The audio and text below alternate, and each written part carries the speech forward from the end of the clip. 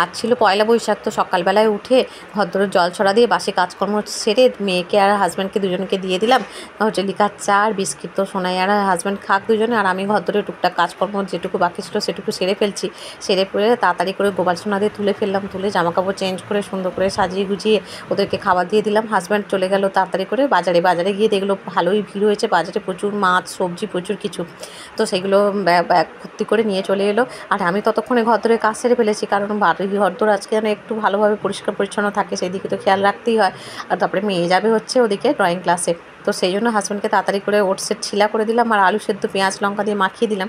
আর মেয়েকে তাড়াতাড়ি রেডি করে দিলাম, মেয়ে বাবার সাথে হাত ধরে চলে যাচ্ছে এই যে ড্রয়িং ক্লাসে। আর বাইরে প্রচণ্ড রোদ উঠেছে, একদম ঝকঝক করছে আর কি, বছরের প্রথম দিন তো বেশ ভালো লাগছে, মনে খুশি খুশি ভাত। আর তো পঞ্চব্যঞ্জন করে ফেললাম, যদিও ভাজাভুজি তেমন কিছুই করিনি, সব কিছু একদম হালকা পাতলার ওপর, চাটনি থেকে শুরু করে শুক্তো বাটাবুটি সব কিছু এইভাবে কাটালাম পয়লা বৈশাখ। তোমরা কীরমভাবে কাটলে অবশ্যই